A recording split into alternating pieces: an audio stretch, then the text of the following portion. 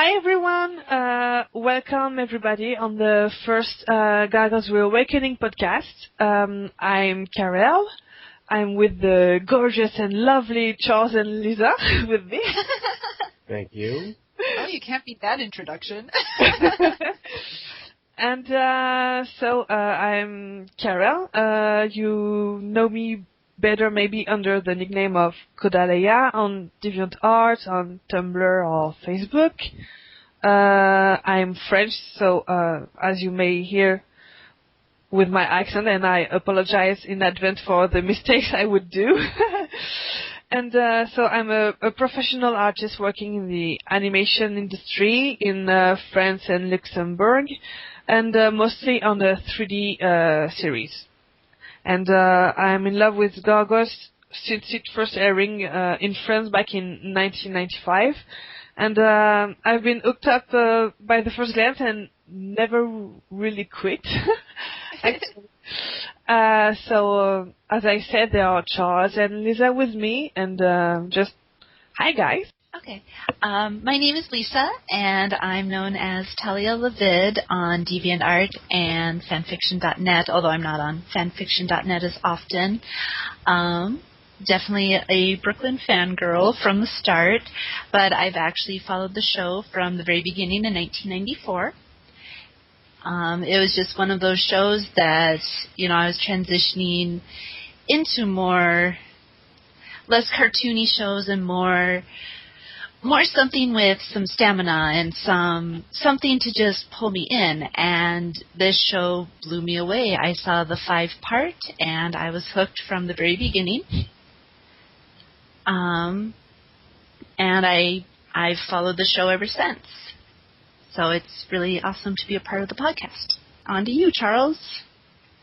Oh, I'm Charles Jackson, also known on DeviantArt as Stand For Us, who runs my own Gargoyles fan group based on my original characters, as well as inspire a new generation of Gargoyle fans to continue the popularity and admiration of the franchise since the closing of the Gathering conventions. And I am really having not much to say for myself since I'm still trying to find my way through life at the moment, but I'm aspiring to try to be a fan fiction writer and maybe see well more may come of that beyond fan fiction. But for now, I'm enjoying it as fan fiction and doing quite well, despite I feel like I'm just only scratching the surface.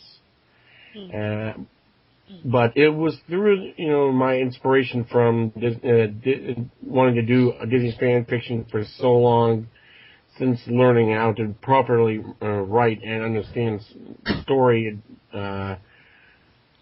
composition well enough, that went to finally ahead to writing my own fan fiction. And I'm surprised at how I've been gathering a gradually growing fandom of my own within the group. Nowhere as big as what the old fandom used to be, but I hope, optimistically, that it might get there someday. Hopefully, to keep, the same popularity as it was then for now in this new generation. Yeah, I think that's the overall goal. We're hoping to bring this old fans as well as bring in some new. Is to help bring out a much wider audience to, like I said, get more fans in and, get back the same numbers of followers as we had originally.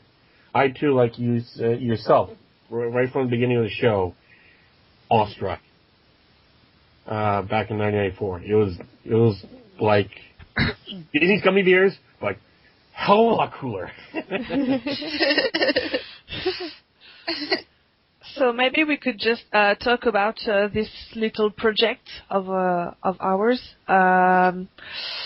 So we've been working on this for quite a bit. Yes. I think people remember that we probably launched it back in March, right? Yes, I think we did.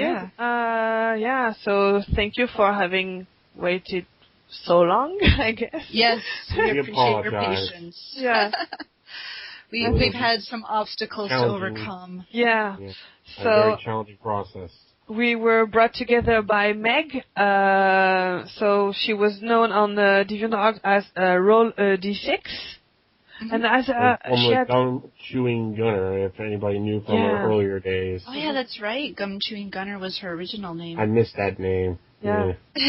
I know you liked that. and she's unfortunately not with us because she decided to leave for personal issues, and we just wanted to say a big hi to her, and And thank you. I'm really hoping that she you. will listen to us and listen to this project she was part of. So hi Meg, if you hear Hi us. Meg. Hello. We miss you. That was Come so back sweet. someday. So Don't be a stranger for too long. So this is a podcast we want on a monthly basis, like one episode a month. We will try to do so. Just try, I guess. First, I would say that so it's for fans, by fans, and we don't own anything about the music credits and the copyrights and stuff. It's just we love it, and we just want to make some advertising and just bring some nostalgia to every fan.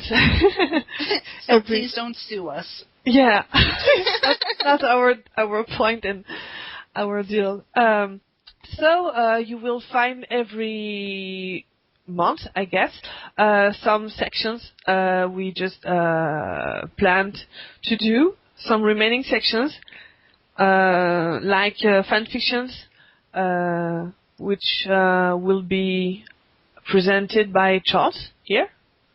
Yo. Yeah, you will talk about really worth reading fanfictions. I will talk about Fanarts that you can find on the DeviantArt mostly. There will be an interview of someone in the fandom. I won't say who first.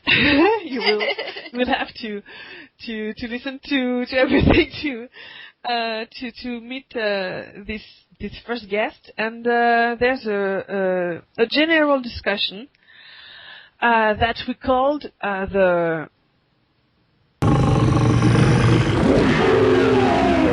of the month. Yeah. I have my mute on. I'm so sorry. Oh, don't worry. Don't worry. So the ROAAR of the month. And each month we will try to discuss about a theme and a topic related to gargoyles. And we hope that you will find it interesting. So we just want to bring new fans and older fans back together. First, you'll find every links and references that we are talking about on our website. So it's www.gargoylesreawakening.com.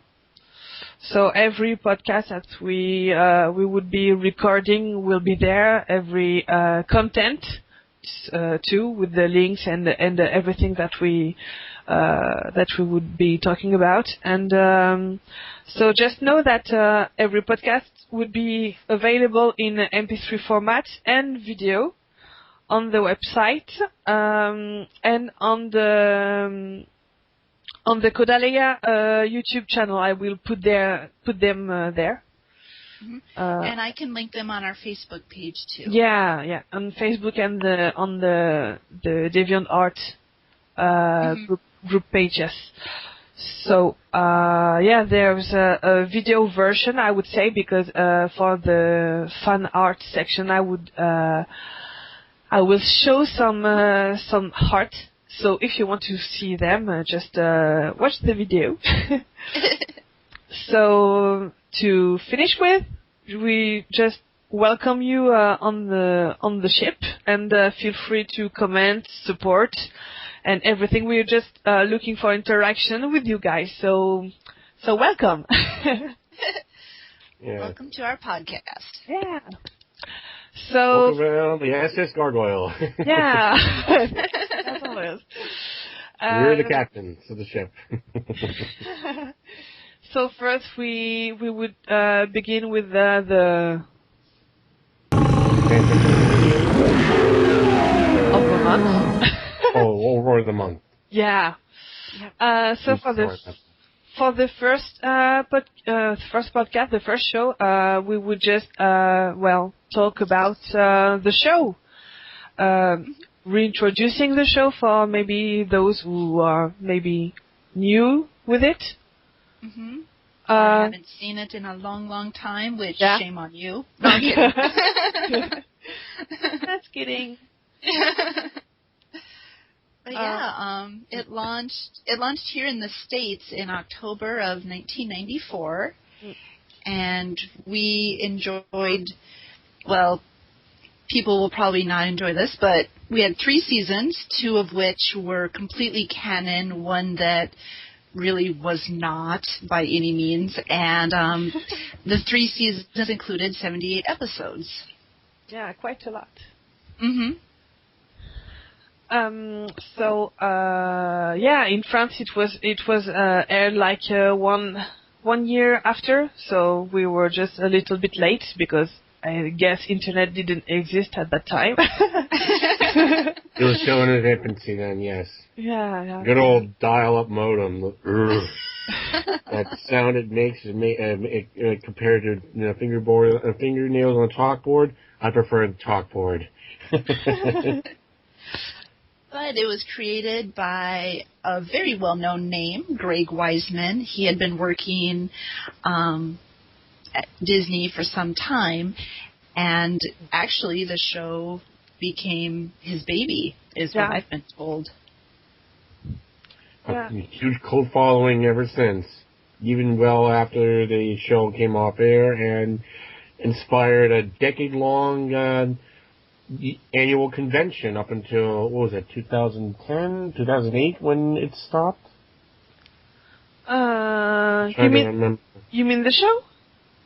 Are you talking about the gathering? The convention. Oh, yes, the gathering. The gathering. It was 2009, the last gathering. Mm-hmm. Yeah. And where that convention is in, we hope that it would continue at least through this show, and we would inspire, at least an audience visually and audioly to still keep the fandom alive and prospering. Mm-hmm. Mm-hmm. Yeah, and we sadly never attended to those Gargoyles gatherings. No, sadly. I wanted to go to the last one. That was going to be my honeymoon trip, and it fell through. I was so bitter. But yeah, I mean, it was created by the show itself was created by a very, I like to call them a tight crew. They seemed to know exactly what they were doing. They had, Greg Weisman was our creator. We had Michael Reeves and Bryn Chandler Reeves as our head of story. Frank Parr, who's actually part of our Facebook group, he did the producer and studio. Woohoo! Yeah, I know. He's a pretty cool guy. That's quite cool. Yeah. And, I mean, everybody just brought together Most of the show's voiceover actor crew participated, and they still to this day love the show, wishing that they were able to continue it. From what I remember hearing and reading about online over the years, this convention, I too wished I was able to be all there, but I was young, I had never traveled, and I was still in school and college. Well, I was on the wrong continent, so I couldn't go there too.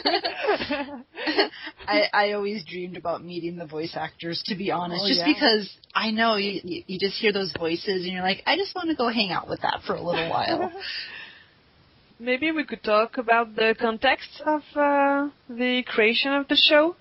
Yeah. It was back in the 90s, and at that time there were Warner Bros, a studio who created the well-known and renowned series it was Batman, the animated series, in 92 to 95, and it was a very dark and nighty universe, and very serious. Yeah, very serious and very different from what almost a mature tone, but not so much where it would frighten away younger audiences. Exactly. And it appeared that there were Michael Reeves who wrote the majority of the episodes of the first seasons of the Gargoyles, who had been working on the Batman series. On the Batman series too, and he definitely brought those tones into the show of Gargoyles. Yeah. Thanks to him. I remember you even saying that originally when Greg Weisman proposed, which I was surprised I never knew this, but because I grew up on the Gummy Bears being one of Disney's first anime shows, which he even said Weisman worked on it, I believe. Yeah. That too. That he was promoted Gargoyles to be something similar to that, but Disney rejected it, so he went back to decide, let's Batman-esque it. Something goofy. Yeah, it was definitely a goofier tone to the show when he originally launched his proposal for Gargoyles, and It was a time when these more serious shows were starting to come out. There was a change in the early 90s. We had Batman, like we said, the X-Men, even Spider-Man. I never really watched that one. Too. Which one? But it was the first, really, but it was unlike Disney, they kind of nurtured really Gargoyles up to a point up until the third season.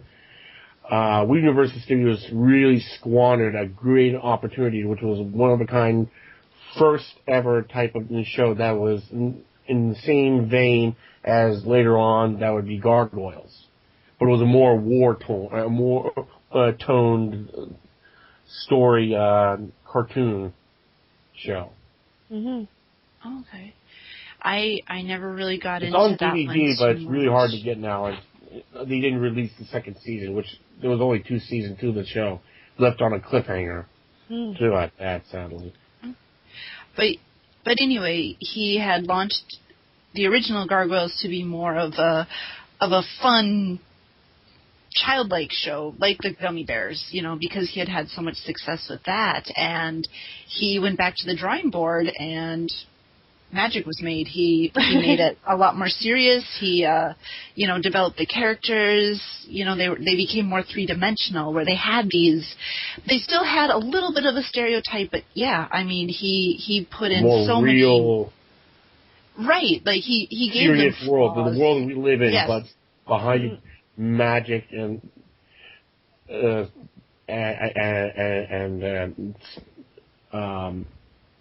creatures of the occult, but not so much of not gloomy and evil, but morbid and touching up on that. Yeah. Yes, almost somewhat morbid, but not too much where it's not Disney, of course. But it was definitely a whole new realm for Disney. This is like Disney trying to actually grow up.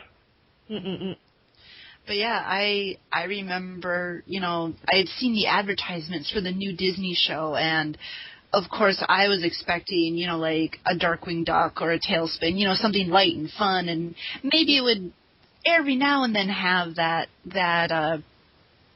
maturity, just the way that other shows like would briefly touch on, But holy moly, did it turn out something much different and satisfying. But I remember watching that first airing because they aired it as a 5-part movie. I don't know if they did that in your area. They released it as a VHS. Yeah. Yep. Yes, and, that too. And just from the moment I saw it, I knew that was something I would never see again. Yeah. Yeah. We knew that it would be diamond in the rough. Yes. This is one of those rare, one of a kind diamonds that you would see nature normally would make, that you would dig up, and this is pure treasure. Yeah, that they were talking to children, but not taking them as children. That they like talking about serious stuff and just real issues. Yeah, like the one with in the first season relating to a real world and reflecting history and culture. Yeah, deeply both past and present. Like the episode when Broadway shot. I don't think it would be possible to see that again. With I think it was wasn't it censored? It was. Yes, it was. Sometimes it's been censored by not having it ever aired for a long time on syndicated television. Yep. But yeah, they had that episode, which was so controversial. And then in addition, they had episodes that promoted reading. Exactly. Yeah. I was just thinking that the rainforest. Yeah.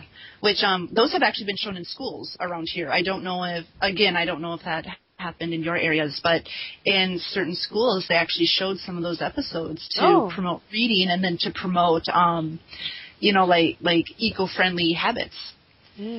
So it wasn't shown at my school. I was denied. Or in mine. No. Sadly. They just don't have the taste. I think that it was the first encountering with some Shakespearean and mythological. Yeah, mythological stuff with lot of even touches people. upon history. It really entwined history with myth and legend and made it work. To quote one of my British friends, to see it intertwined the way that he did it, he... Also, like you're saying, touch upon that with not just mythology, along with the actual history of the world and geography, and both realistic social issues and culture that, mainly inspired by Shakespeare, the mythos, and everything around that with the occult. I'm just touching lightly upon that, like I said, not going into the real deep, dark, scary no-no depths, but also even going as far as, I just had it on the top of my head a moment ago. I remember it was like the first time I heard about science fiction. That's it. That's science fiction. Yeah. That's what I meant. Yes. You can mix it. It's one of those rare, beautiful combinations that just fit perfectly and meshes beautifully, like it was meant to be. And it's very, very rare for such a lore to do that. And I only know very bits in popular culture that does very few aspects and franchises. With the exoskeletons, armors? Would mesh that together, combining science with magic in the world of mythology with science fiction. You have, these fae, while you have at the same time cyborgs. Yeah. Yeah. It all fits perfectly, and it doesn't, conflict with each other. We're used to these mostly separate realms. Yeah, it's a mix we don't see every time. Very often, No. and done well, that is. And very sorry for interrupting earlier. Like I said, I had a moment and it just slipped my mind. But yeah, it ran for 3 seasons, and then there were a couple of VHS releases, but fans found out they had to wait quite a while before the DVDs were. A lot of time. A lot of time. It was like a 10-year the anniversary. continuation of the show is through the comic books, and still then we're forced to hold our breath once more. Who knows long until whatever any further continuation of the franchise, and even then with the DVDs, we still didn't get the complete second season. Oh yes, please. Right. please. Yeah, please bring that back out. But during that time, fans, kind of took matters into their own hands. They started these conventions called the Gargoyles Gatherings. And the first one, when did that? It was in 1997. 97. Yeah, when the show ended. Mm-mm. So exactly. And they created their clans of their own and stories and art and we didn't want it to die. Right. And they were able to get, the creator of the show, they were able to get some of the voice actors. I mean, those lucky enough to go, they really had some inside info. So jealous. Lucky you. Yes. But yeah, I mean, that eventually kind of led to other sources of keeping the fandom alive. My favorite is the Gargoyles fan website, of course, and that's where you could read about these spin-offs that Greg Weisman had proposed. Mm-hmm. Time Dancer, Dark Ages, Pendragon, and going forward now, we have news that there was possibly one for the New Olympians and Gargoyles 2198, and then we have the Bad Guys comics. Yeah, the only lucky... And apart from that, you have thousands upon thousands of fan-made and original-oriented stories and characters that, for the most part, just stunning in its own right. Yeah. We rebuilt Greg himself would be proud. the old world with old gargoyles. They were not extinct anymore. With all the fans' creations. Yeah, forget about extinction. Yeah. They bred like we rabbits. saved them from extinctions. Oh, they actually like us. Let's come out of the woodwork. Good work, guys. Yes. Kudos to all of you. And I get that the success of the series is not only due to the richness and of the plot and the characters, but also to the voices. The voices cast is pretty impressive. Yeah, indeed, yeah.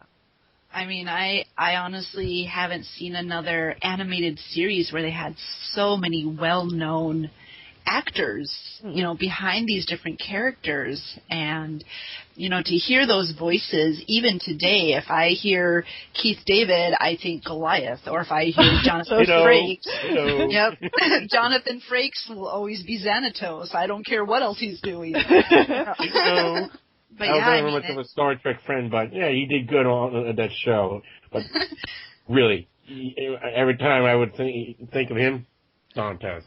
One of the best villains. I watched my first Star Trek movie maybe 5 or 6 years ago, and I never saw anything about Star Trek before, and I was I don't remember her name, the girl who's Marina and Xanatos, and I was that's the same one. I know, it's unbelievable, really, that these people from a science fiction franchise of modern pop culture lore can do a 360 in fantasy like that of Gargoyles, and just again, like they do with Star Trek, just wowed culture all over again with amazement. Well, and I'll admit, they said they loved it. They loved it. So it was even almost more so than Star Trek, and they wish to continue with it.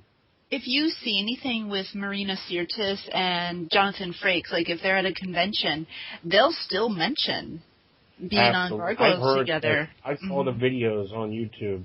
Yep. They just said, and even then, other products. Every time I would hear that, I think, and they would do their roles, like Marina Sirtis from Mass Effect, playing a certain character from the first game. As a villain, she executed just like she did perfectly with Demona. You're just thinking, Demona without the wings. Just put it that way. Don't want to ruin to anybody, the people who didn't want to check out Mass Effect then. Just for murder series. But also Keith Davis in there in the game as well. Mm-hmm. For anyone so curious. They have some of the others too in there. They have Kath Susi, I think I'm saying her name right. She was Princess Catherine among many, many others, the Weird Sisters. I think she did Ophelia too, but she's in that game. And there's a few others if you listen closely. Cree Summer pops up, and she was Hyena. Oh. Yeah. She also played as Kida from Disney's Atlantis, which she did an excellent role. Really, I did. That movie is woefully underrated. It really deserves more appraisal. That was quite good. Yeah. Yeah. Are you ready? It came on at a bad time, really, of history for Disney at that point, where people were just not in the mood to be happy in theaters. Post 9/11. Oh. Anyway. Sorry, just giving you a little credit. But yeah, I mean, definitely I agree with the previous statements that the voices made the show as much as, the behind-the-scenes cast. Yeah. As in this first episode, I would like to try to promote two good fan fictions that I've been particularly, myself, been dying to read further into, but like I said, this show is to help inspire those to continue the fandom, and it seems that as of lately that some people get the impression that the Gargoyles franchise is on a decline towards oblivion and losing faith, whereas the opposite is actually happening. It may be just a little bit slowed down because all the old fans are rather retiring and feeling that all is lost, whereas new fans are now discovering and continuing the franchise. But they're not yet as good at,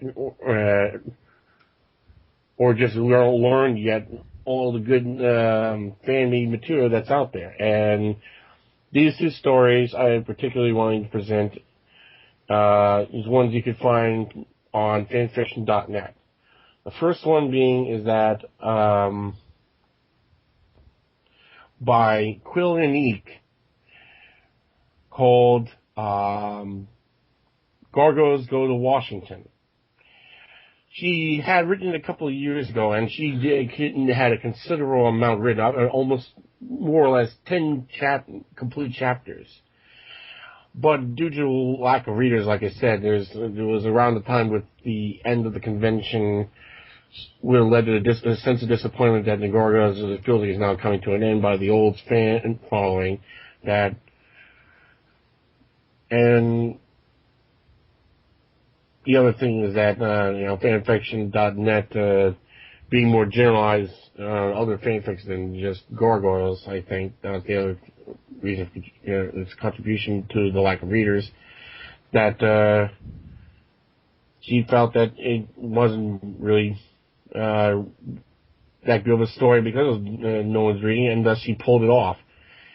I personally contacted her asking what happened, and she told me exactly that, and I pleaded with her, please bring it back, and she feels as that she's not sure she'll ever do because of the very reason as I stated. There seemed to be just a sense of lack of fan support and a sense that the Gargoyle franchise is coming in when it's actually the opposite. And I wanted, through this show, wanting to promote a story that it can be taken, it can be brought back to life, and can be taken. It can be put back on the internet for readers now made aware of how good this story is to be read once more and to be appreciated for the continuing. The story was about how Goliath's clan, the Manhattan clan, was going to be granted U.S. citizenship through the help of the Illuminati, which the story gives a more feel that the slave labor comic books, a more benevolent Illuminati, where they're not unlike the third TV show, they were portrayed more as of villains conniving for their own self-interest. Here they're actually secretly trying, despite, what the results are, which starts to go in the gray of their morality, do things for the better for both humanity as well as the introduction of gargoyles that seem to be the benefit. But in opposition to this attempt to make gargoyles part of human society through American legalization, the Koreans stepped in by initiating a terrorist attack on the U.S. Capitol while the gargoyles are visiting. And the story really, like I said, it feels as if you were reading the comic book series itself. It's that well written, and even itself sometimes feels like you deserve to be maybe one of the cartoon episodes towards the end of the third season instead of what the original third season we actually got, that was kind of silly and rushed, so to speak, for the most part. And the other fan fiction I wanted to get to was written by Wakebytheriver on fanfiction.net, which was at least a year ago, was called Here We Are, Juggernaut. Unlike Gargoyles Go to Washington, they had like the Slave Leader comic books. If anybody remembered back from the 90s with when the TV show started out, that Marvel actually dabbled into writing their own comic books, which started to really spin off their own version of Gargoyles universe. Mm-hmm. And it's not considered canon, though, but it does leave an interesting alternate universe version of it. But it gives that some of that feel where it has an extra gritty edginess, where the story shows it has, the Xanatos is by now backing instead of opposing the gargoyles and trying to help Elisa and the clan uncover a conspiracy that's being forwarded by Demona and Balak Shiari, which Shiari later on in the Slave Leader comics, inspired from Fandom, becomes the liaison to the Illuminati with for Thalar to dabble into human politics, as Thalar, as in the Slave Leader comic books, becomes an Illuminati member himself. And just like with the Gargoyles, I'm hoping that mentioning the story would help inspire Wakebytheriver to, with fans now being aware and reading into the story, and being inspired to and encouraged to continue the story. Just like I hope that the same would be done with Quill and Inque with her story. Mm-hmm. And that is my first two fan fictions. I would like to promote in the start of this great adventure in bringing back gargoyles to the fandoms. To the fandom. Can we still find these two out on fanfiction.net? Or I thought I heard that Quill and Inque was pulled down. Quill and Inque has been pulled down, but you can still find her name listed on fanfiction.net, and you could definitely message her. But I'm hoping, I recently messaged her again, trying to get any attention, and I haven't got anything just yet. But hopefully, a lot of fans do actually chime in, contacting her, then maybe she'll definitely pick up on a lot of mail telling her that there's people now paying attention to her, and hopefully she'll have the time and interest to listen and continue the story. Or at least, or just put it back, yeah. At least put it back up, yeah. Or at least that. Yeah, that would be quite cool. So I guess it's my turn now. Yes. Sorry. So my job would be to show you some fan art that I really liked. So as I said at the beginning of the podcast, every links of the fanfiction that Charles talked about and the fan art that I will be showing are available on the links on our website. So I wanted to show you guys 3 of the fan arts that I really liked. So I will first begin with the Gargoyle Gypsy by Bonne Goddess.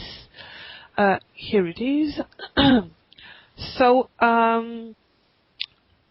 this is called Gargoyle Gypsy, même Gargoyle Gypsies, if I remember correctly, because there we are focused on the main gargoyles on the right side. There are the 2 little guys on the the left side that everybody is forgetting.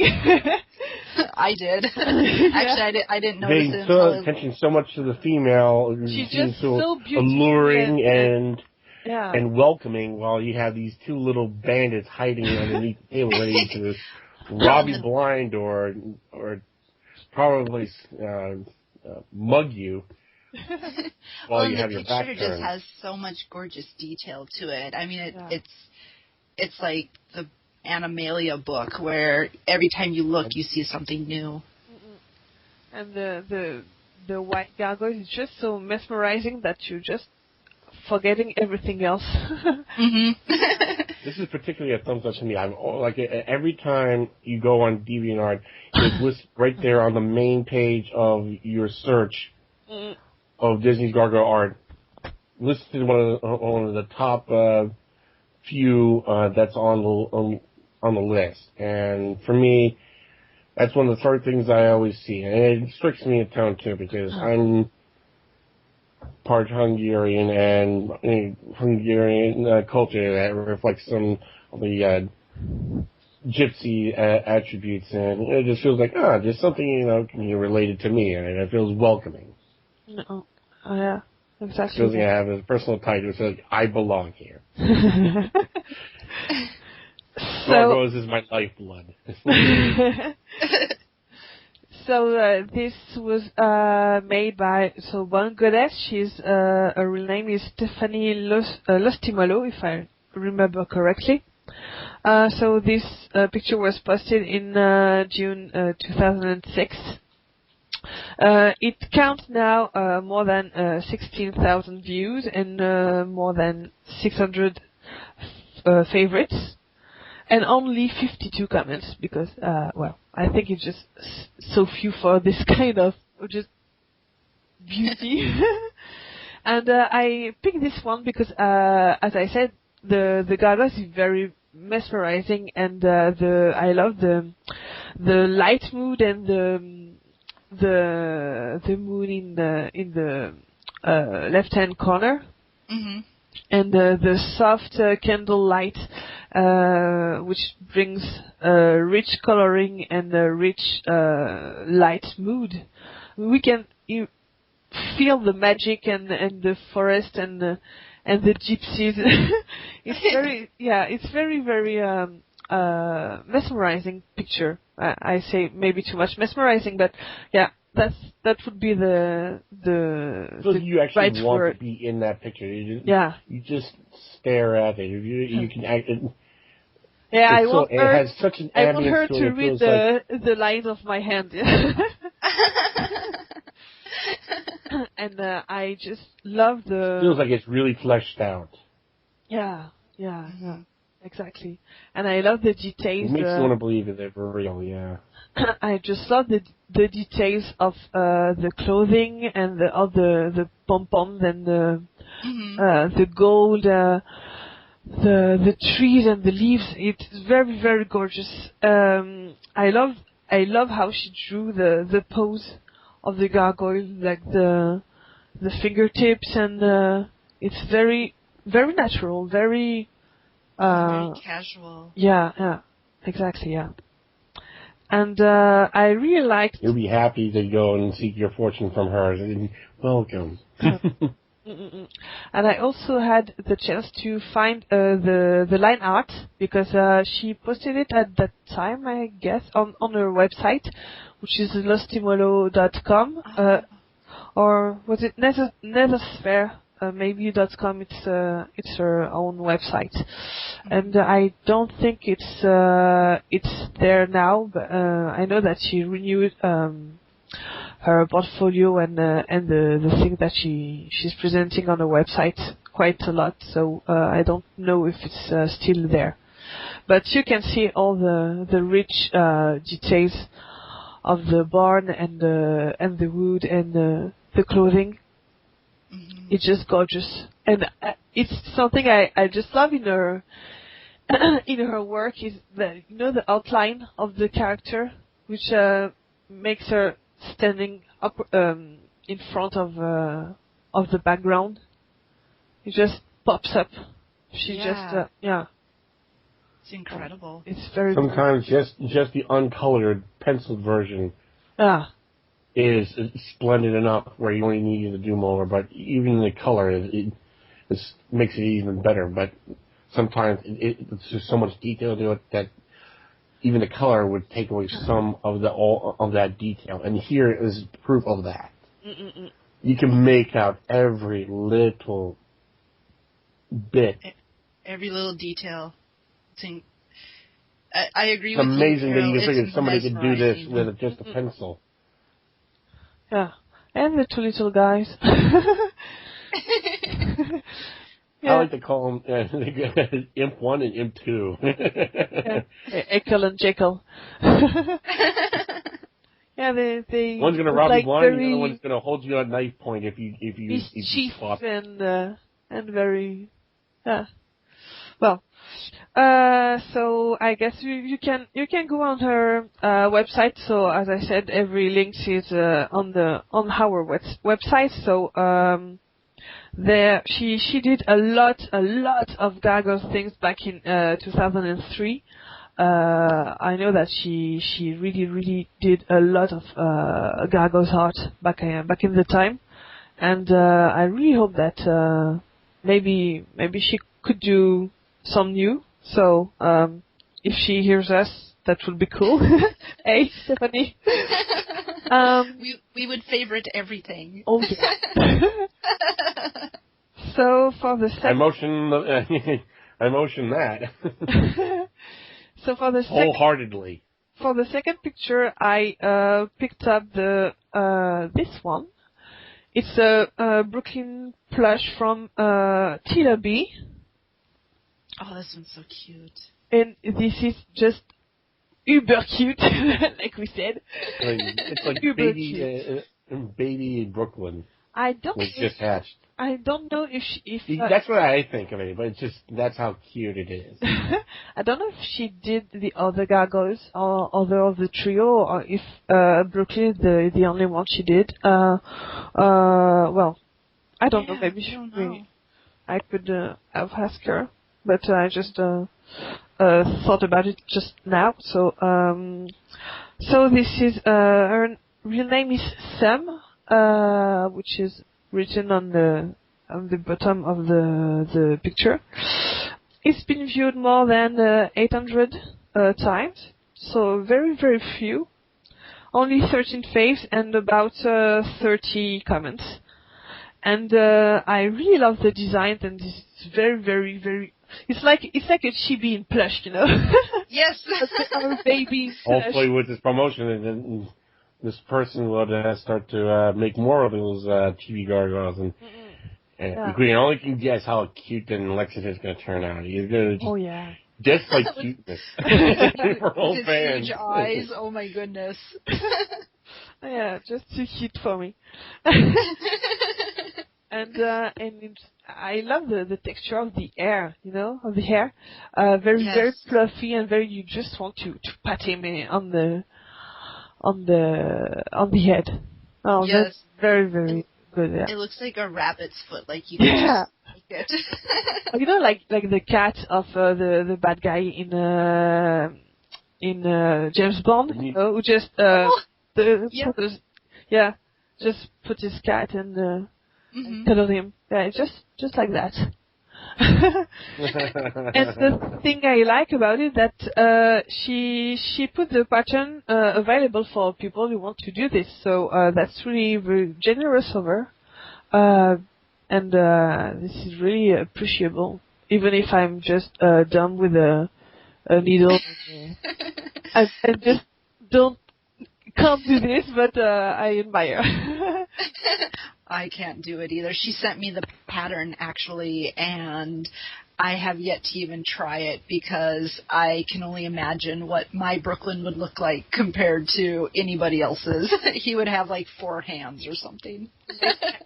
Maybe I could just ask my mom to do this. She could, yeah, she can do. It's like a stuff, knitting and sewing and things like that. I'm sure. Imagine a chibi doll of Demona. I mean, it just takes away all of her villainy. Like, how cute. I have. That I have a friend who who she's gonna try to actually kill me. So for the third fan art that I chose this one. Where are you? I love this one too. It's it's this one. So it's the Gargoyles by Yume. Her real name is Sandra Chiem. And she also did some Avatar Goys, some Gargoyles from Avatar characters, which were very, very enjoyable. And so this one was posted in September 2008, and it's almost 130,000 views. Sorry. Again, like whenever you go on the search engine on DA for Disney Gargoyles, this is one of the first things listed, and it is just the art magnificent. Yeah. It takes what is of course the listing of all the female gargoyles of the show, and even those in the second part that there isn't only known from fan fiction and from the recent comic book iterations of Gargoyles universe, and put them in a DC Comics animated style, where it's just like almost like a little paying homage to how Batman, as you were saying, how the Batman animated series influence of grittiness and darkness and help shape the finalization of what would become Disney's Gargoyles. And they put it in this artist, put it in this art style, just makes it absolutely beautifully stunning. And how it even makes Elisa as a gargoyle even more appealing. Yeah, she's very sweet. Yeah. We don't see enough Elisa Goyle. No, I agree with that. Yeah. So as you can see, there are a bunch of important, I guess, gargoyle of the show. Well, I don't think I need to present her because you know her. So Demona, there's Demona. I just love her wings, double. Attractive and inspiring, but still deadly and downright sinister.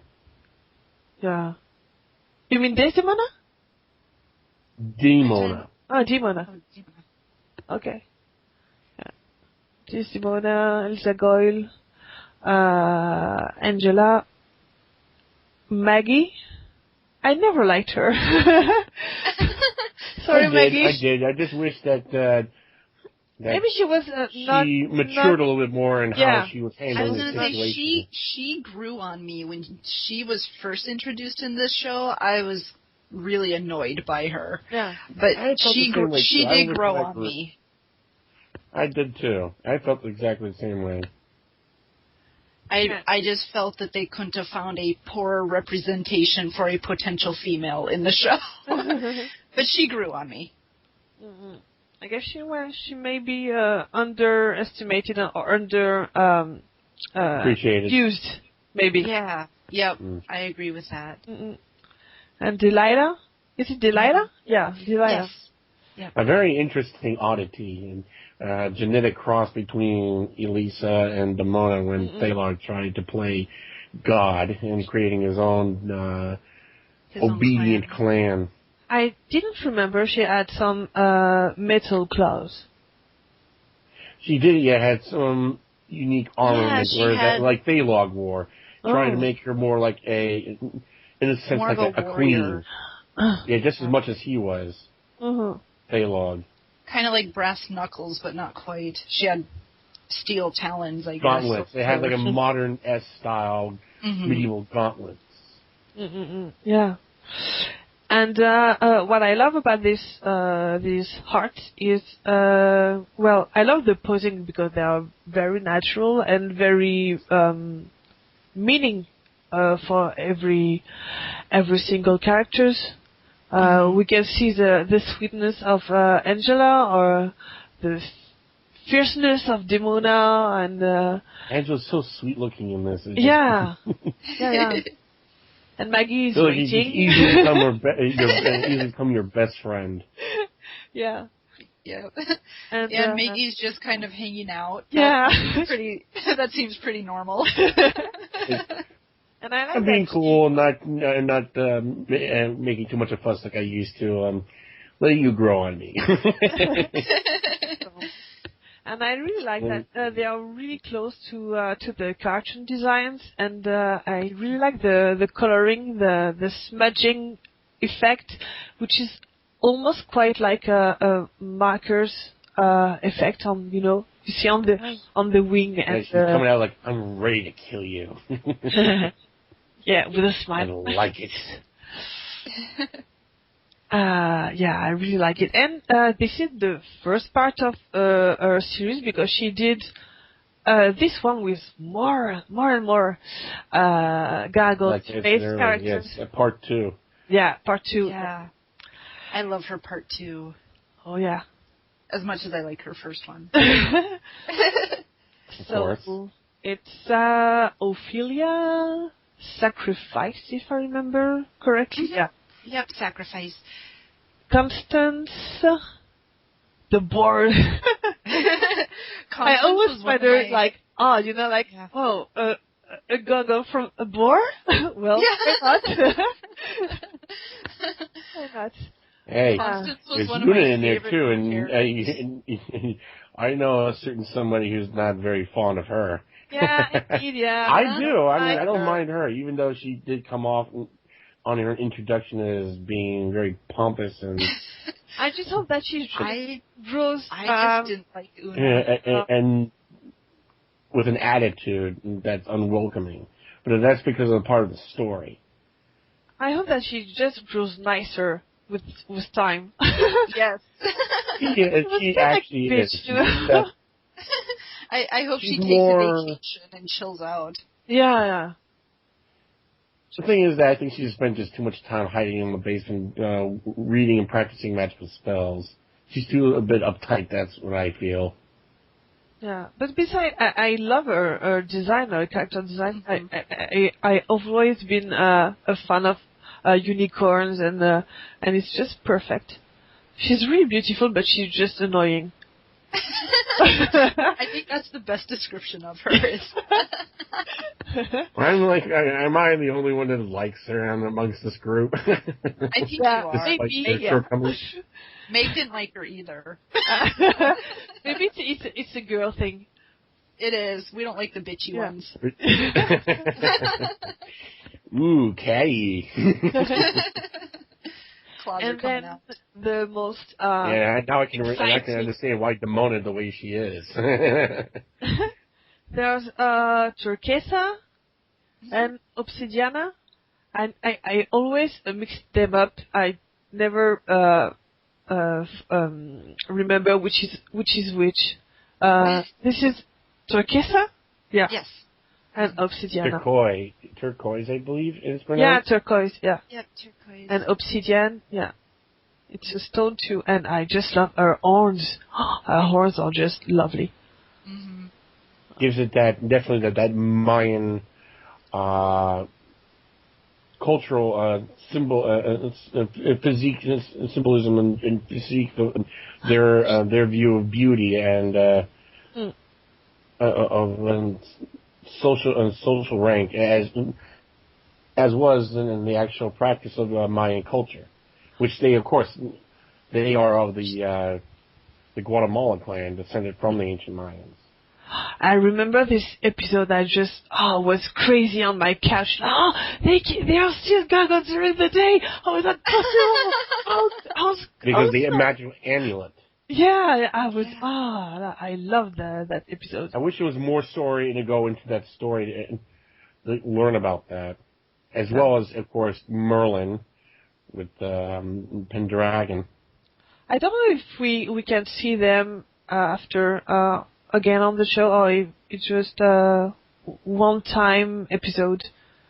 Do you remember? We don't see them again in the canon episodes, but later on, Hade and Turquesa were supposed to, after they leave Avalon, they kind of get sent on their own journey, similar to Goliath, but I don't think it was nearly as long. But they do end up in Manhattan a couple, or at least once. But that's of course in the back scenes. We'll probably never see that, sadly. But I did remember reading that Turquesa and Hade ended up in Manhattan once, and then they returned home. Oh. I'm a Poe freak. I just love them. I know. It's sometimes the first thing I see, I watch, I look at when on the Gargoyles art. Just how did they draw the Poe? I like it. Well, these two have such intriguing designs the way it is. I love it. In Katana, the two digit. Yeah, she only has 2 digits to. And beautiful made of Brooklyn, which is very, very deserving. How he had to go through hell, having his heart ripped out so many times. In the shows. Yeah. But he had a lot of growing up to do before he got a mate. I know. It could be easy for him. It was sad to know that he lost out. And a lot of fans do, and I feel the same way, but that was just part of it. And I felt that as you agree with it, as part of growing up, but it felt there was a chance with Angela, but then, maybe Alex with his first session of learning his Fey descended magic had altered the entire situation where that it became more favorable for Broadway and Angela because they were possessed by Desdemona and Coldstone. Iago? No. Othello. Othello? Othello. Yeah, Othello. I forget his original name sometimes. I'm sorry. So used to Coldstone. Yeah. And Iago. Yeah. I hate him. Other than, of course, he's easily, pardon my language, a jerk. He's just really, really ugly, too. I mean, wow. And all gargoyles, they have a very good aesthetic looks, and him, easily, just from his look, I'm so ugly I could break a mirror, and thus I'm going to be a bad guy. I just think they tried to make him look very slimy yet suave. Yeah, like he's the Jafar and the Scar of the gargoyle realm. Yeah. Yeah. Yeah, it's what you think about it. That's what it kind of feels like. It's like to make a Jafar version of version gargoyle. Disney's Aladdin around the time it came out and so popular. Like, why not? And then of course you had that little homage paid with Beauty and the Beast in the show, which was absolutely fitting. Yeah. Exactly. Yeah. I remember I had some troubles to accept Katana's design because I was so used to Sata and Katana from what the yeah. And when she came the canon one, I just she's very beautiful. Yeah, she is. Yep. But it definitely wasn't what I was expecting. It wasn't a bad thing by any means, but I was expecting more of the humanoid, I think. The humanoid It's face. also got to do with really copyright. They don't want to end up having a fan-made they couldn't. idea and then become original property, and then they end up having it cause confusion and then blur the lines with the whole controversy then on fan fiction with that of canon and copyright with public domain and Disney then really starting to clamp down harder than they really are already. It wouldn't be possible. Holding the property. And the beautiful Sora. She's very graceful. Yes. And she has a fork tail. Ooh. Yeah, I always forget that she has the fork tail for some reason. Yeah, I think they all have a regular tail. Look to them, just how in Oriental cultures how they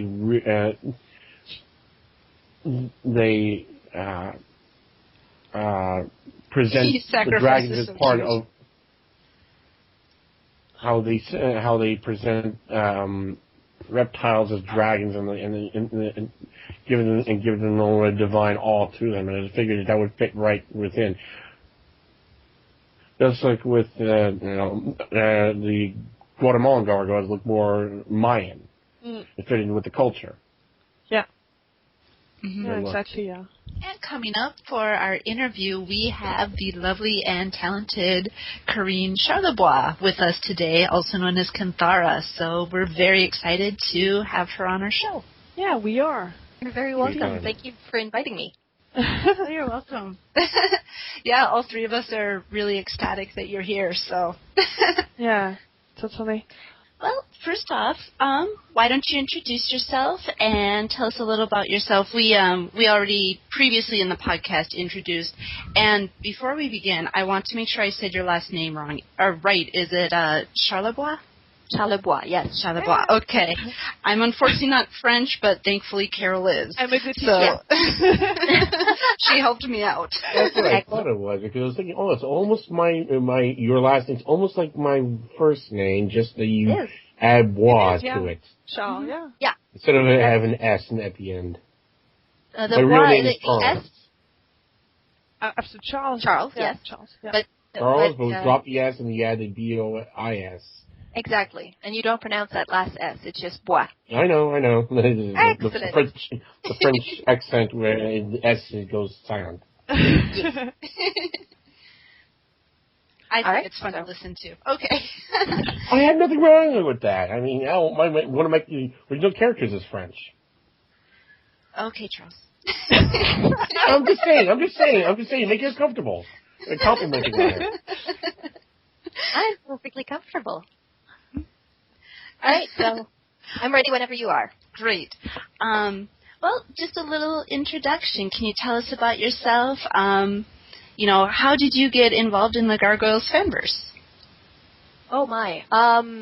Well, I've been a fan of TV shows for as long as I can remember, and I watched the Disney Afternoon, and I liked the Darkwing Duck and DuckTales and things like that. And then when they advertised the coming of Gargoyles, I was instantly hooked by just the previews, just the trailers for the TV show. I'm a role player. I love Dungeons and Dragons and things like that, so this seemed to hit right my fields of interest. So I started watching the show, and I actually planned my school semester to be, to not have classes on Friday afternoon, or to end Fridays early enough so that I could rush home and actually watch Gargoyles. That is dedication. Brilliant. That's hardcore. That is dedication. That is dedication. Wow. That show really, really, it was so different for something coming from Disney. It was clever. It was beautiful. It had action. It had soul. It had history. It had fantastic elements. It had everything to hook me. Intellect. Mm-hmm. Yeah. So very rare nowadays. Even back then. Yes.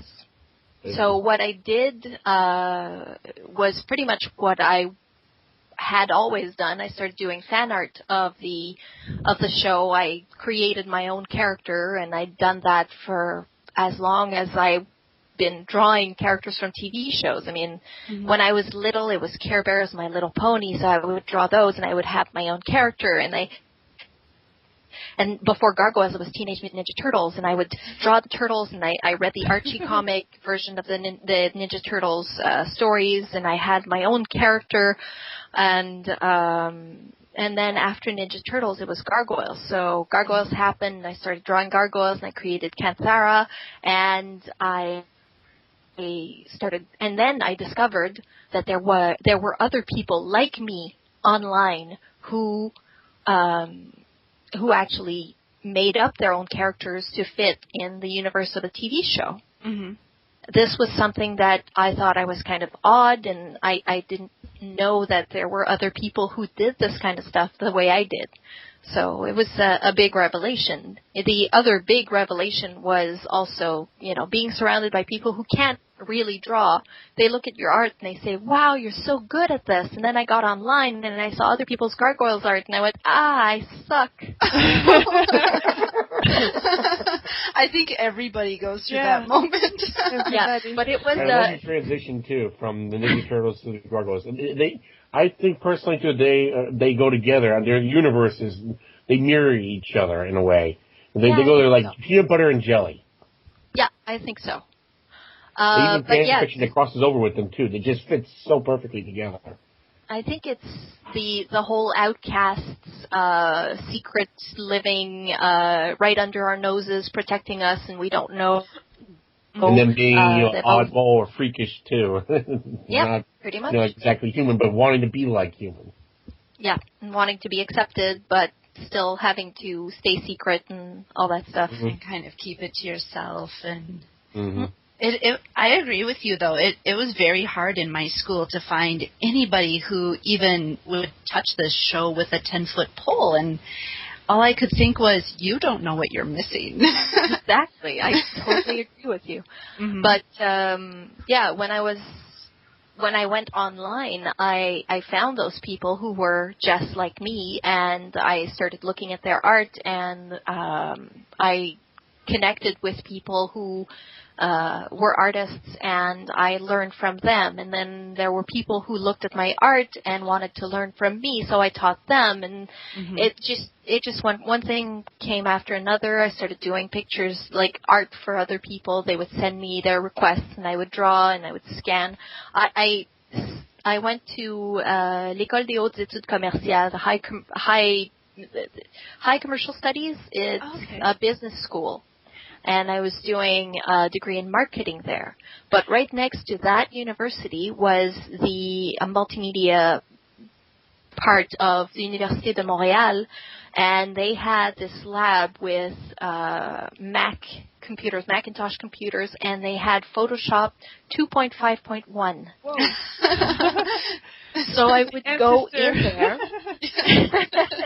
I would go in there and I would scan my drawings, and I learned to use Photoshop back when they didn't have layers and there was only one undo. And I learned how to use Photoshop because I was doing color on the drawings for the drawings of Gargoyles fan characters. That's amazing. So you're pretty much self-taught as far as with the computer, and I know you work very hard on your art. Yeah. You got the blood of Lexington in you. Yes. Yes. But yeah, I started doing that, and I had my website on GeoCities, and it just snowballed from there. And then in 1997, we had the first gathering of the Gargoyles, and I haven't missed one of them. I was so into it that I hosted panels and then got on staff and even chaired the 2004 gathering in Montreal, and I've been on staff in a lot of the gatherings. That was actually one of my questions, was about the gatherings. We knew you had chaired at least one of them. I chaired one. Okay. Staff for several, but I chaired one, and it was the one that was in Montreal. In 2004. It was the one I was intending to go, but I couldn't, so one of my biggest.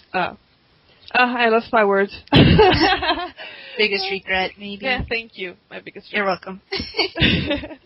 I wish too someday I would have gone to a convention when I was old enough and could support myself, but around the time I was still in college, still young, and living with family, and never knew that the show would just show's convention, which just seems so large and popular and alive, would just suddenly give up. Well, you say it was heartbreaking. Yeah, but it was heartbreaking for us as well. But you have to put things in perspective. You say so large and so alive. The biggest that we got was in Los Angeles in 2001, I believe, and I think we got a little over 400 people. That's not a lot of people to host to have a convention. I didn't know the numbers. No, it stayed a small convention. It was big enough that we required space, but it was small. So it was a little too small, so it was difficult to finance the con and there were so many people who would say, "Oh, I'd love to go to the gathering, but I can't, and I don't have the money, and I can't, and it's so far from me. Why don't you bring the con closer to me?" Because the gathering of the Gargoyles moved around all the time because it was always a different team chairing it. Sure. And the economy didn't help either with things. Well, you know what? Economy is a factor up to a certain point, but there are a lot of people who could have come if they'd planned for it. There were a lot of people who were whining that the convention wasn't going close to them and how it was horrible that they never had a chance to go. So we had East Coast cons and we had West Coast cons. We had Montreal, we had New York City, we had Los Angeles, we had Pigeon Forge. We had there's all these oddball Las places. Vegas, we had Dallas, we went all over the place. We had Chicago. It went all over the place. And still there were people who were whining, "Well, the con's never coming close to me." And we kept saying, every paycheck, every babysitting job, everything you do, you take a little bit of that money and you put it in a jar and you call that the gathering fund. And a lot of people could have come that didn't come. I understand really that wish there I were could. a lot of people who had excuses. Like, I'm not going to blame you, Coda, because you actually come from France, and the plane tickets from France to America, they are expensive. I would have gone if it wasn't for high school and college and me being so young. I'm sorry. I otherwise, if I was older and I had a job, I would have saved up. I would have definitely taken your advice and then some, and somehow try to go. Yeah. Even if only once, if it was close enough to me. I mean, somehow I would try to see if I could try to make it. But I never knew that. By the time I was done with college and struggling with the economy, trying to find a job, and thinking, it finally came to an end. Yeah, well, that's it. It was becoming too expensive. Well, I'm sorry on my not part enough and everybody people. else who, decided. Yeah, but I'm not to win it out. necessarily laying blame. I'm just saying that if you want something, you have to plan for it and you have to make it work. If you say, I want to go to the gathering of the Gargoyles, I can't make it this year because I don't have enough money. Well, I have my jar here and I'm going to put money in it. And if it takes me 3 years to be able to go to the gathering of the Gargoyles, then it takes me 3 years. But you set yourself a goal and you go and you do it. It's the same for everything. If you say, "Oh, I can't draw. I want to be an artist, but I can't draw." Well, pick up a pencil and start drawing. Practice. Yeah. Practice. Eventually, you'll get there. If you want something, you have to work at it. And this is words of wisdom too. That's just not just for It's for you everything. should have done for the convention. Absolutely everything, drawing, the writing, even this right here. What we're doing right now is very much that philosophy. We wanted this show to to take off, and it took us some time, but we're getting there. To make up for the loss of the convention, yes. Exactly. You know what they say, it's not good things happen to those who wait. Good things happen to those who get off their butt and actually do something. And do something about it. Exactly. So do you know if the gathering may ever come back? Have you heard any rumors? There was an attempt at it at some point. There was a group that wanted to do a convention that was about, what was it? I think it was retro cartoons and stuff like that. Where they bring I remember that. I tried to. And nothing happened. Right, I was going to say nothing came out of it. That it was like NAARC, something like that. Yeah, something like that. Yeah. North American retro cartoons and I remember comics, that exactly. maybe comics, something NAARC. It was badly set up. That's it. Yep, that's it. I followed it on Facebook because I was actually pumped to go, and then all of a sudden the announcement came up that they weren't going to do that one. Yeah. But I was hoping maybe we'll be able to get another one started. Who knows? I don't know. What I think might happen is that something else, a little bit like if there was a convention with a convention about the DC cartoon, the Young Justice. Oh, right. I've heard that, yes, Mary Ferris is playing a part of one of the villains. Well, Greg Weisman is on top of that. Is on top of it. Oh, really? I didn't know that. He's actually writing the comic book. Christopher Jones, who did issue 4 of Gargoyles Bad Guys, is the one doing the art on that comic. Oh, okay. Oh, well, that I didn't know. His new novel that he's going to get published and sold later this year. Yes. Mm-hmm.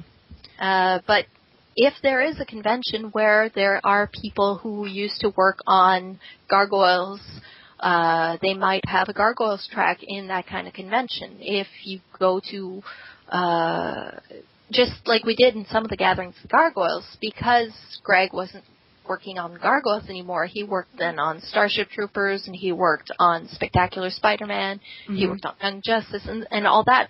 When he moved on to a new show, we had a track about these shows that he was working on. So Gargoyles was as much about celebrating the show as it was celebrating the creators and the participants on that show in their current projects. Mm-hmm.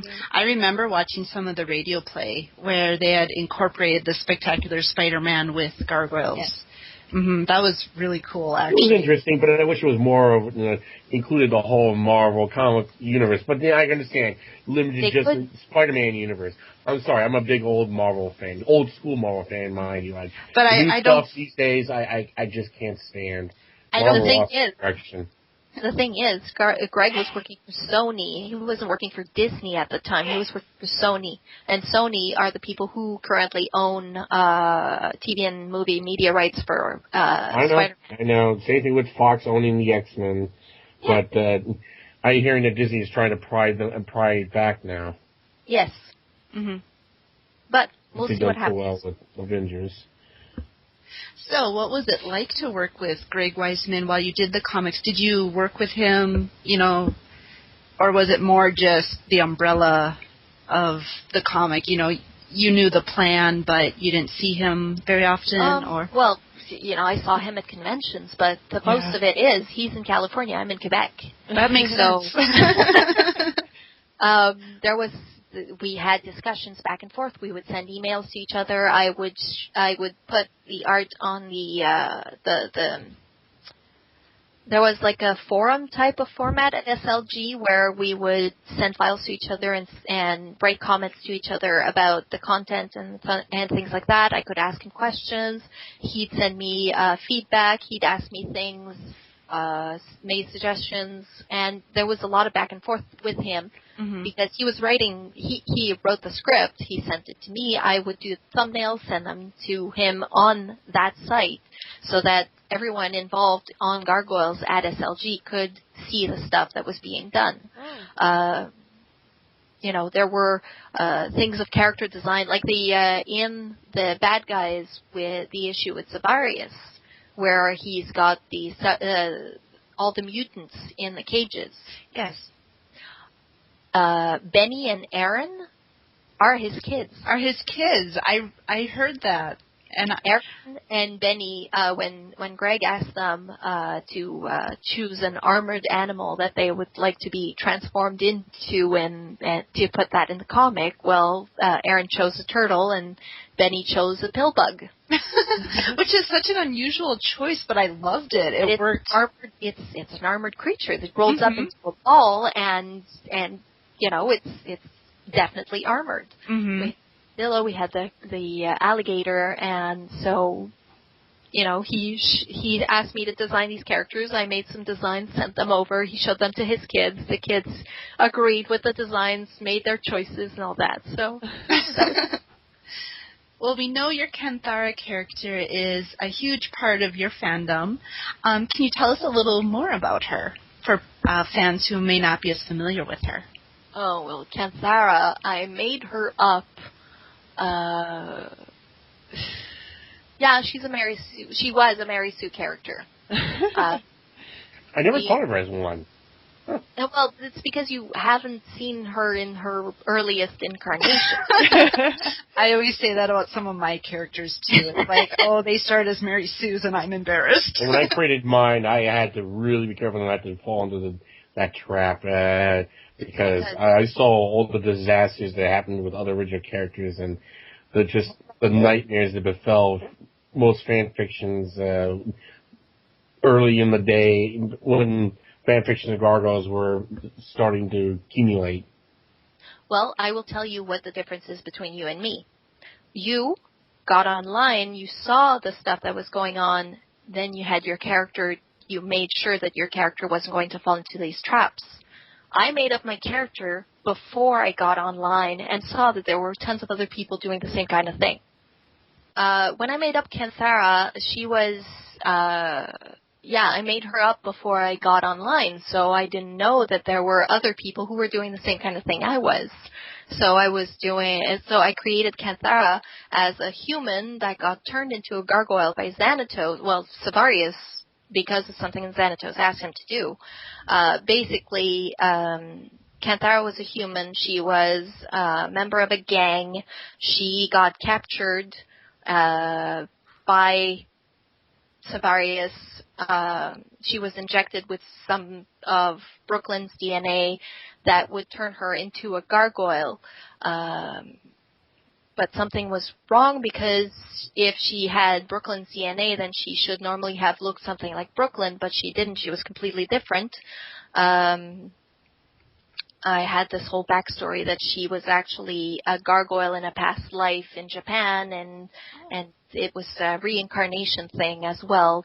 I had this idea in my brain and never actually wrote it down, because I wrote some of it down. I reread it a while later, and I said, this is absolute Mary Sue crap. I got rid of it. But yes. So, Kanthara was a human. She got turned into a gargoyle. The reason for that is that Xanatos, in his twisted, I'm going to help the gargoyles because I'm supposed to be a good guy now, saw that there were only males in the gargoyles universe, and wanted to give the gargoyles an opportunity to procreate again. And so he decided to find a woman who had pretty much no strings, nothing to lose, nothing to really tie her to a human life, and turn her into a gargoyle so she could be breeding stock. Okay. So that was the idea. So she eventually, in my stories, was mated with Brooklyn, had a son with him, and the whole thing. But then I realized when I got online that Brooklyn has a lot of fangirls. So Yes. A lot is an understatement. I keep the idea that Kanthara was actually a human that got turned into a gargoyle, but, she's not going to mate with any of the gargoyles there, because that's not part of the master plan, and there's plenty of other people who do that, so she's her own independent person, not defined by her relationships. Okay. So So that's where I went with Kanthara, and then I didn't really develop the stories any further than that because she just became an avatar that I use online and the name that I use for practically everything when I'm on the internet. Mm-hmm. Oh, okay. So it's more of a representation of what a real, true female gargoyle character should be then. Your Kanthara is a symbol, trying to help avoid people get away from the Mary Sues. Yeah, pretty much. Bravo, really, because I saw pretty much, after really a character, I noticed around the time, it was really difficult with how early the internet technology was. And you know how dreadful that was, dial-up.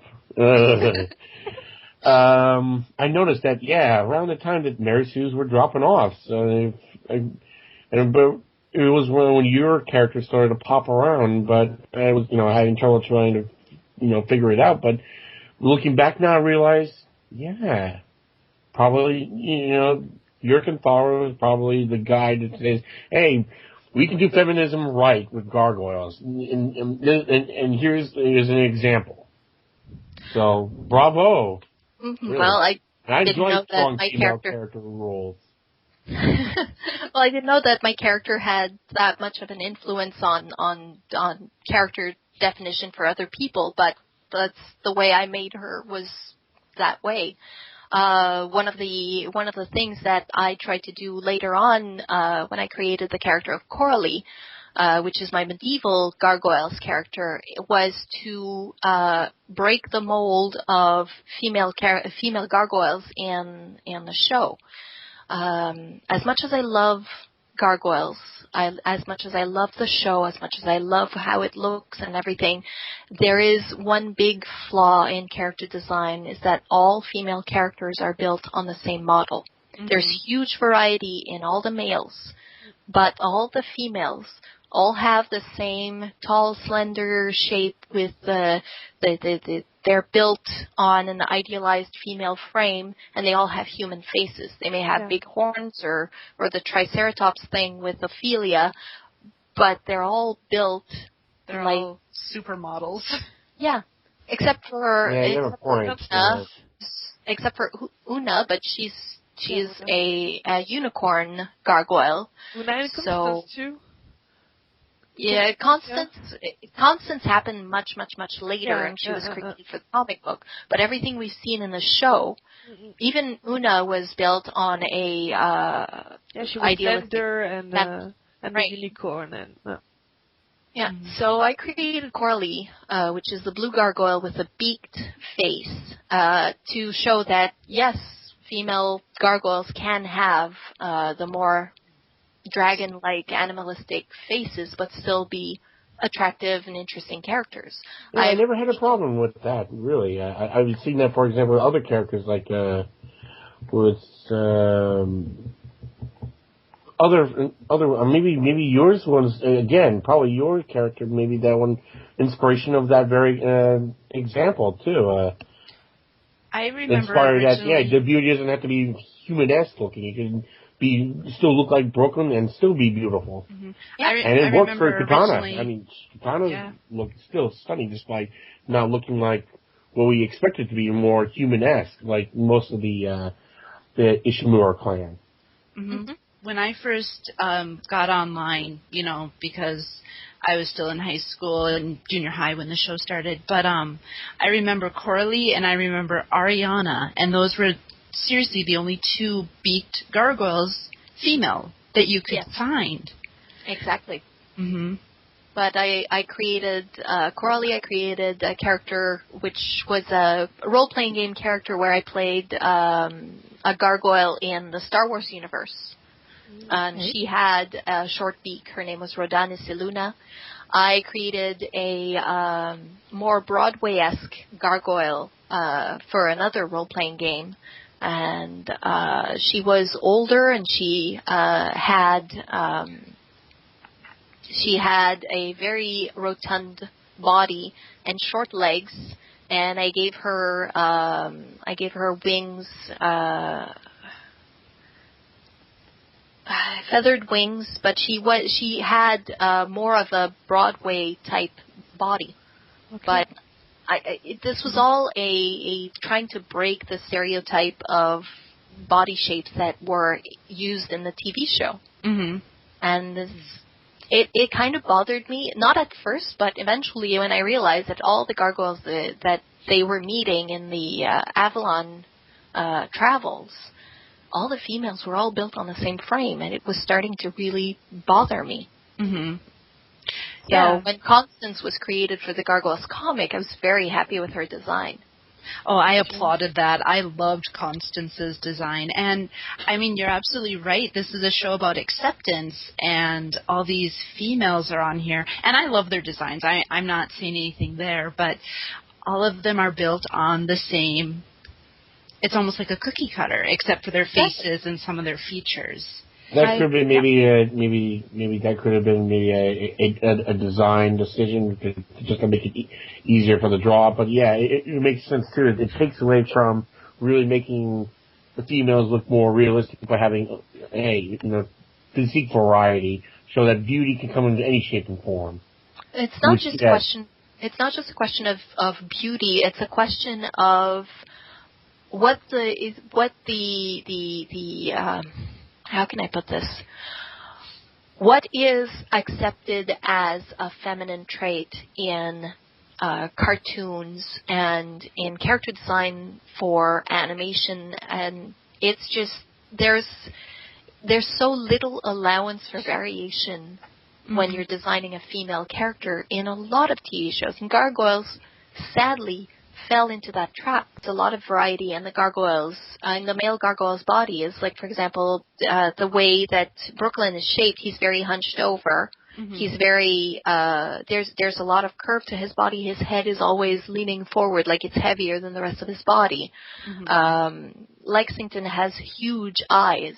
Yes. His face is relatively human shaped in the sense that he's got the two eyes, the nose, and the mouth, but it's still the proportions of the face are not human. Mm-hmm. Why didn't they have something like this for females? For a female, right. So it's a problem of representation. It's always a problem of representation of the women in the popular media. Women have to be acceptable and in the ideals. Yes. Yes. Absolutely. And I believe, this was around the time, too, that really feminism was starting to take more precedent in mainstream culture. I mean, I remember this is around the time, too, when I was very young, I started to take notice of that when it was presented in, for example, what was the big movie back then, Jurassic Park, when the female character was talking a lot about feminism here and there. The females, taking more of the same roles as the males, and they could fit in and do anything just as the males would. So, yeah, it was around the time that that kind of mold was trying to be broken, and I wish Gargoyles kind of missed that point. I can see that, but now the comic book, thankfully, is able to establish that, as you were saying. Wish you was in the cartoon. But maybe if the cartoon lasted longer, it could have. Maybe we actually showed it. It's possible. It's entirely possible. But I have to say that despite the physical representation of female gargoyles in the show, we had varied representation of female women, female humans in the show. Definitely. You had various races. You had various body types. You had really. From the appearance of Maria Chavez, the police captain. Police officer, the police captain. She was shorter. She was a little bit more round. She was older. Mm-hmm. You had Elisa's mom, who was an African American, and she was definitely plumper. Yes. And then you had Elisa, of course, is tall and lean, but she wasn't exaggerated in her feminine wiles, except in the episode where she was undercover, and that was done on purpose. She was play acting, and it was good for the role, for the role that she was playing in that episode. The representation of women in terms of characterization, I was very happy with how things were represented, because you take Demona. She's the bad guy. She's not the bad guy who uses her sex appeal to get what she wants. Mm-hmm. She is actually a force to be reckoned with. You've got Elisa. She's not a damsel in distress. She holds her own. She is the one who rescues the gargoyles once in a while. Mm-hmm. You've got, you've got all these characters, and the relationship between Matt and Elisa. It's not a relationship where he's better than she is, or he's superior to her, or he comes to her rescue, or anything like that. They're different, but they're still partners, and all these representations were really, really positive. Mm-hmm. So this is something that I really, really liked about the show. I did too. I felt that Elisa really broke the mold because, like you, I was coming off the Turtles bandwagon, and what did you have in there? April O'Neil. Yeah, I like that April O'Neil in the comic books was coming into her own, and she was learning how to defend herself, and she had a whole line of adventures that were centered around her and her own story, which made her actually a positive character. And see, I never got to read those. Now I feel bad because I just have the cartoon to go by. I don't know. I agree with exactly just the cartoon to go by. Remember the April O'Neil just being klutzy and always exactly stereotypical damsel in distress. But I always felt that the mold was broken with many of the human characters within the show. I mean, the show broke the mold anyway. But yes, absolutely with those female characters as leads. Let's see. We'll give you an easier question. Okay. Well, I love all this. But did you ever have a favorite episode or favorite character that really drew you in?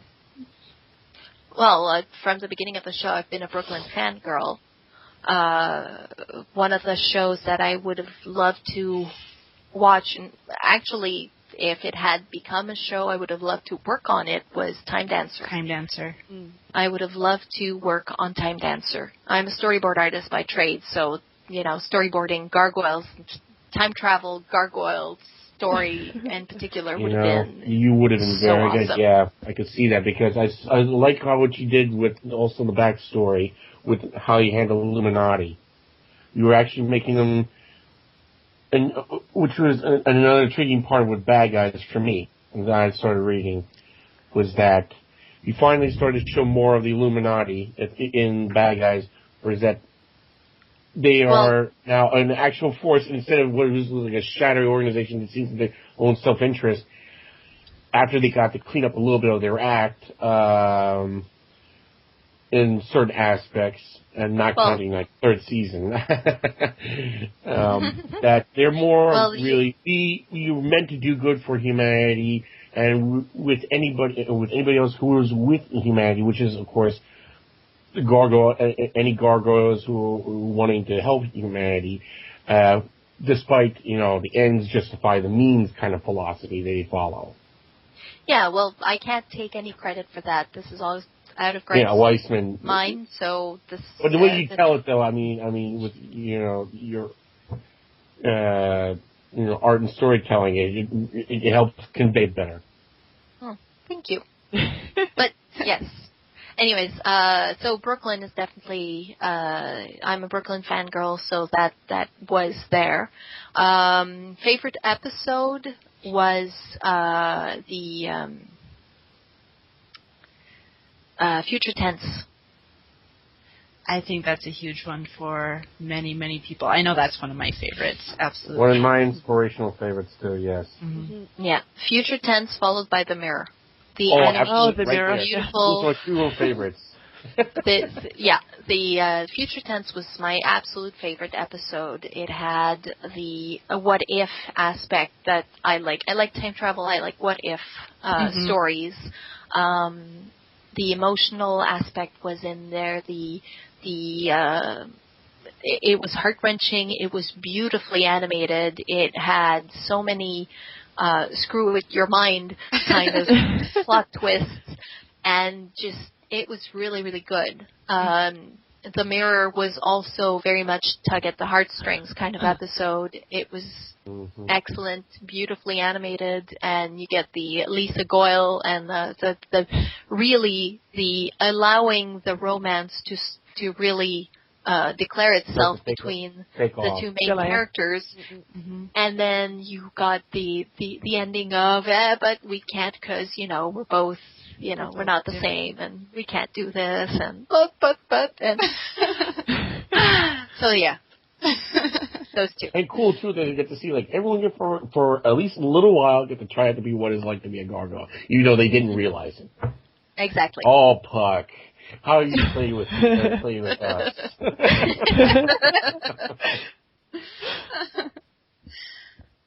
It's just too bad Demona just could not really, get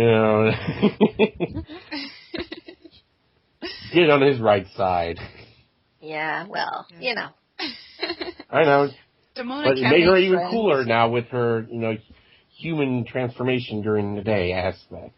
Yeah, but when does she sleep? I mean, her brain That's does the only question, yeah, her brain still needs to recuperate. Doesn't she go even more insane because she doesn't sleep? Maybe. I think I heard a whisper about that on the Station 8, that she does need to recuperate somehow, but I can't. I'm gonna have to look that up. She can't quite function as easily, maybe. I don't know. I'm gonna look that one up. I guess maybe daytime naps. I mean, she can afford it. She owns her own company. She could definitely scare people. Don't bother me during the day at these times. Like in preschool. Okay, it's 3:00. I'm taking a nap.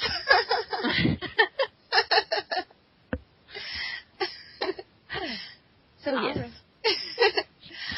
All right. Well, I know this one might be a little difficult. Is there any piece of art that you've created that you're most proud of compared to others? If that made sense.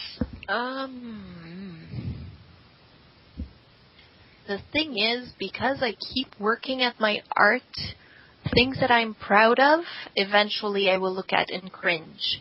Oh. And so, yeah, because I keep getting better because I keep drawing. So there are I understand what you mean. Great artist is never satisfied. So, I will say it's not Gargoyles related, but there is one piece that I still am very proud of, and it's still up there as one of my favorites that I've done, and it's the Mouse Guard illustration that I've got featured on my DeviantArt gallery. Okay. I've seen that, and that is an amazing the Blue Jay. It's the one with the mice and the Blue Jay, and that one is still up there in one of my favorite pieces that I've done. I am liking what I'm doing with Sunset Val, the art that I've been producing for that series, and I am working on it to adapt it into a comic. So that's a project that I'm working on. Aside from that, it's just the work. It's because art for me is always a work in progress. I do something, and even looking back to the Gargoyles comics that I've done, I look at them and there are panels in there that I wish I could just redraw because I really dislike the art that I've done. But at the time, I was really happy with it because it was at the top of my abilities at the time. At the time, yeah. Mm-hmm. So, whenever you feel like you're cringing over a piece of art and then somebody, highly compliments, does that put it into a new perspective, or do you still think, well, I've grown past that point? I still think I've grown past that point. I appreciate the compliment, but I know that I can do better. And it's always that feeling that I get. And in a certain way, I put that in perspective because if I look at the art that I used to do, that I used to be proud of, and I see that I've gotten so much better, it kind of gives me an idea that in the future I'm going to be better even than I am now, and it gives me something to look forward to. It's like seeing your progress when you're learning a new skill. You look at your first pieces and you think, well, yeah, I was proud of them when I did them, but now I can do so much better. So in the future, just like a musician at first will start playing something and be proud. Hey, listen, I played one song, and then later on they can add so much variations. After I did the Bad Guys graphic novel, I took life drawing classes, and it taught me I had to unlearn a bunch of stuff in order to learn how to do it properly. And then I looked at the art in Bad Guys, and it made me cringe a lot because of all these technical new skills I'd gained. But at the same time, I could see the what I put in Bad Guys, and the fact that it was that it's still good storytelling, and it's still the story is clear even without the word bubbles. You can tell what's going on. That's what I strive for when I do comics and when I do storyboards. So I cringe at it, at the technical aspect of the art, but I'm still happy with the way I told the story. And you should be, definitely. Yes. Thank you. You're welcome. Like I said, your art really helped convey the story even more. I was just discussing while we were waiting for you to come back, how this one scene really helped express, just before even reading, what the dialogue was saying. Which one? What the power really of the Illuminati in Bad Guys. When it was depicted in Illuminati, there was a scene where they actually showed the banner hanging off from the wall. It looked like I think it was a cave in one of their underground hideouts. Yes. So the large Illuminati banner. Yes, and the way they would get together without even seeing the dialogue, the way they with just the characters, and just from the way they were, the gesturing and the way they look, from the way you draw them, you just tell, the saying, the word, the picture worth 1,000 words. You already knew. Oh wow! So this is what the Illuminati is. And finally, I was like, I like them even more now. And I always wanted to, and now I get to read it because of it. And thanks to you, and as well as Weissman. Like, oh, now we have a new dimension of the Gargoyle universe that wish the TV show touched on more. Yeah. Yes, that was cool. Very cool. I thank you for that. Because that's just one of my favorite aspects of the Gargoyles, is the secret and society aspect. Yeah. That's helping influence humanity, as well as, how magic with the Fae is helping the Gargoyles in a way. Yeah. That show has so many levels, and really, the comics were created more for the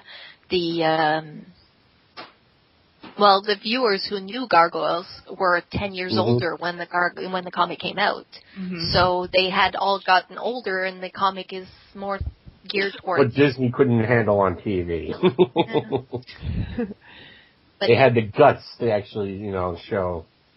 Well, it was through a different venue too, but it was and it takes good people like you to actually to help translate that into a medium, and that it was unfortunately not animated, but it's still visual and you enjoy it as a comic book.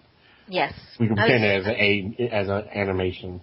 I was very happy to get that opportunity. So, still, thank you for doing that, even though you look back and realize, I could do better. Better than nothing. That's kind of we really, we're happy to get whatever we can get nowadays. Yes. It's just part of the growing process. It's not that you hate her work. No, I don't hate my work. I just know some artists out there that just go back and say, I hate all my work, and just burn it. No. You don't burn your work. You use it as a testament of how far you've come. It kills me to see him destroy himself because he thinks the only way is to have to be perfection. And in reality, there is no such thing as perfection. There's only the illusion you try to strive for. Exactly. You can't. This guy, sadly, he just destroys himself because he thinks he has to be perfect. The definition of perfect, which... Yeah. Well, if you always you're never satisfied with your work, if you're always striving for perfection, you're never finding a degree of satisfaction with your work. I wanted to bring that up because you see a good example, and I wanted to express for others like that, so they don't end up like this one person. Well, thank you.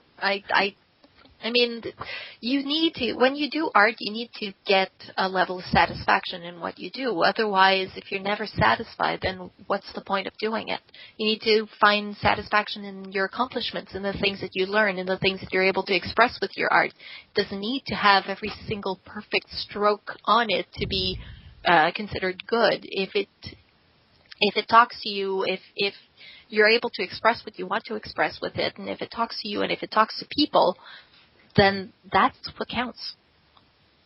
I mean, it may not be a perfect drawing or a perfect representation of a person, but if the person who views your art gets a feeling or tells you, this makes me think of such and such a thing, or I really like the complicity between the characters that you've drawn, then that means you've communicated something and other people got it.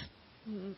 Yeah. And that's pretty much why I do art. I want people to be entertained by what I draw. I want people to feel. Yeah, I get it. I was going to say Carol definitely gets it. Yeah. And the rest of us appreciate it. So thank you for sharing all of your art with us, because you're very welcome. It gives us something to strive for.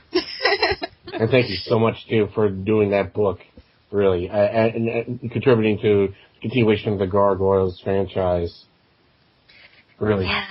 And a person like you, it gives this inspiration, like you said, go and do it and, enjoy it,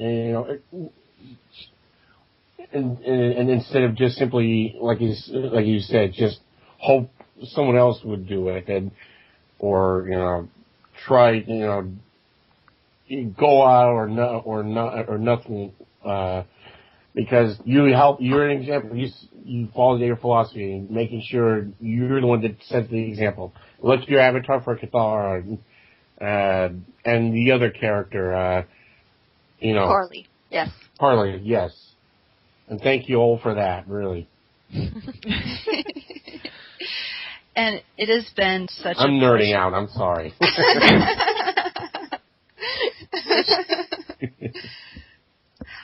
But it has been such a pleasure speaking to you. Do you have any comments or shout-outs to some of your followers and friends? Well, thanks for liking my art and reading the comics, the Gargoyles comics, and all that. I really appreciate all the feedback and all that. Shout-outs. Well, I could plug my own stuff. You can find. Go for it. You can find my art. Well, actually, go to my main webpage, which is kantharasloft.net. Kanthara, SLOFT.net. There will be the link on our website. I put everything, every link to your Tumblr, your DeviantArt, and your main website. You can also put my Fur Affinity, because a lot of my art is mostly updated on Fur Affinity. I do a lot of commissions for the furry fandom, and there are a lot of Gargoyles fans in the furry fandom as well. So there's new Gargoyles art that appears on Fur Affinity much more than DeviantArt. Aside from that, I have the blog that I will get back to, because now I just finished working on a animation contract. I was doing storyboards on Martha Speaks, and this was very, very demanding of my time, so I had to put a lot of things on hiatus. But the blog I do is called Less Tits and Ass, More Kickin' Ass. Oh, yeah. I follow that. Yeah. Turning comic book babes back into women. I fix the art. I'm Gargoyle. Hear me, my roar. I take the art of women in comic books where they are overly sexualized, where you have the boobs and butt in the same shot and things like that, and I fix it using proper anatomy and storytelling and posing and things like that.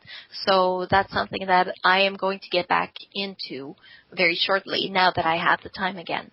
I'm excited for that because I love your perspectives on those. That's pretty much all I could shout out about myself. So, yeah, thank you for having me. Oh, thank you for being on here. It has been absolutely wonderful. Thank you very, very much. An absolute pleasure and honor. Thank you very much, Charles.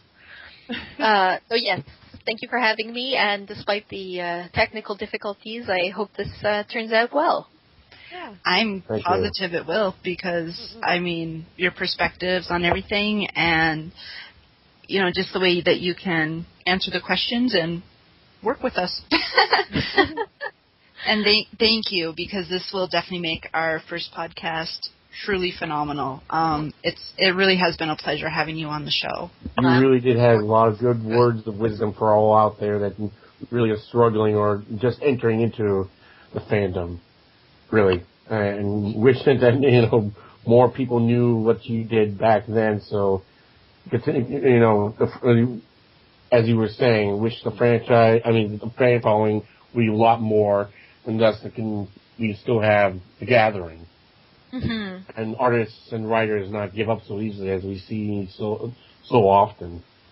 Well, thank you for having me. It was a pleasure. Yeah, it was our pleasure. We'd love to have you again sometime too. I'd love to be on again. Thanks. Awesome. All right. Bye, everyone. Bye. Thank you again. Thank you very much. Well, fans, thank you so much for listening to our very first podcast. If you have any suggestions or comments, feel free to leave them on our website, our Facebook page, or our DeviantArt page. And, you know, if you have any questions, we'll definitely get back to you as soon as we can. It's been a real pleasure presenting this to you. Anything you guys want to add? Well, we are really proud of this first show, and we hope that you enjoyed it as much as we did. Yes. So thank you, and I hope you will come back for the next time. Looking forward more to bringing back to life the fandom that was around, and I hope it still is, just in hibernation during when the gathering convention was up and running. So, for these guys, everyone and gals, enjoy and help you make this come back alive and awaken again. Alive and kicking. Yes. Yeah, we just hope that we put a little gathering spirit in this, and I hope to see you next time. So thank you for coming, and see you next time. Bye. See you next time. Bye-bye. Bye.